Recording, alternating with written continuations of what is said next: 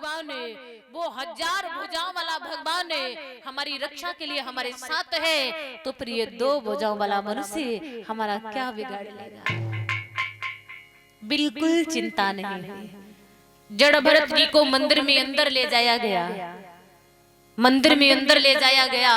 अब तो जड़ भरत जी ने मन ही मन में भद्रकाली को प्रणाम किया है। जो ही सभी की प्रति समता रखने वाले जड़ भरत जी को देखा, भद्रकाली का हृदय भराया।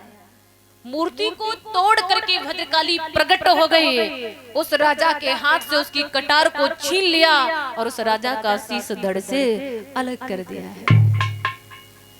याद रखना, भक्तों का कभी कोई कुछ बिगाड़ नहीं पाता। जागो राखे साइया, मार सके ना कोई।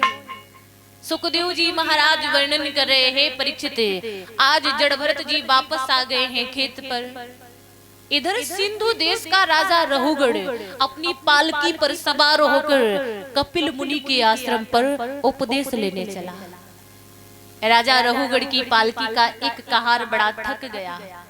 राजा रहुगढ़ मन में विचार करा, रास्ते में कोई मिले जिसे इस कहार के स्थान पर पालकी में लगाया जा सके। आगे बढ़कर क्या देखा, जड़ भरत जी नजर आए। राजा रहुगढ़ बोला, भैया बड़े अच्छे समय पर आप मिले हैं हमें। हमारी पालकी का एक कहार बड़ा थक गया है, इसलिए थोड़ी देर के लिए आप हमारी पालकी को सहारा दो।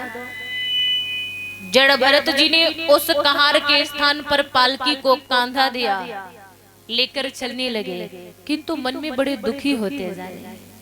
अरे भगवान, मेरा कितना प्रारब्ध और बाकी रह गया है, तू मुझे कब तक इस संसार सागर में भटकाएगा। मैं तेरे पास आना चाहता हूँ भगवान, तू मुझे अपने पास बुला ले। ऐसा विचार करके जड़ भरत जी रोने लगे। तब तक क्या देखा, सामने एक चींटी नजर आई। चींटी को बचाने के लिए जड़ भरत जी ने छलांग लगाई।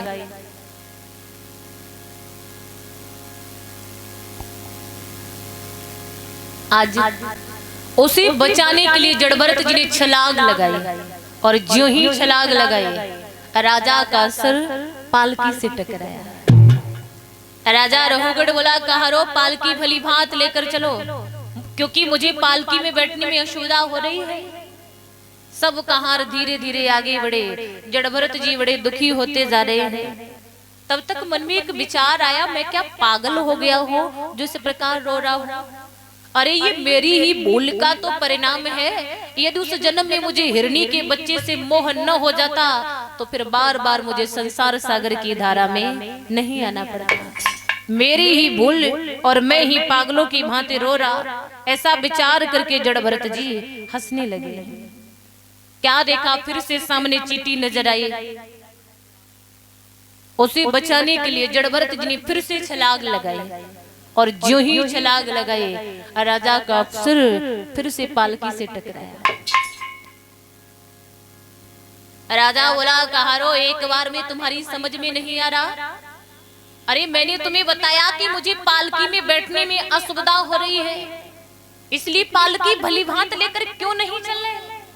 अन्य कहार बोले, महाराज मैं पालकी जैसे पहले ले आ रहा था वैसे ही लिए जा रहा हूँ, लेकिन अभी जो आपने ये नया कहार लगा लिया है महाराज, ये क्या करता है।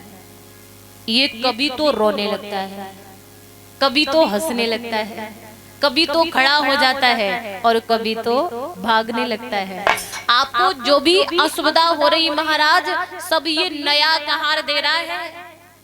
जैसे ही ये बात सुनी राजा रहुगढ़ ने, राजा रहुगढ़ बोला, अरे मूर्ख, देखने में इतना मोटा ताजा होते हुए फिर भी तू तो जीते जी मरे हुए के समान है, और तू इस पालकी को तब तक भली भांत लेकर नहीं चलेगा जब तक तुझे दंडित नहीं किया जाएगा। जो ही जड़ भरत जी ने ये बात सुनी, जड़ भरत जी ने मन में विचार किया, मुझे जैसे संत का अपमान मैं सहन कर लूंगा, लेकिन परमात्मा सहन नहीं करेगा, क्योंकि भगवान भक्तों का अपमान कभी सहन नहीं करते। जिस प्रकार जब भरत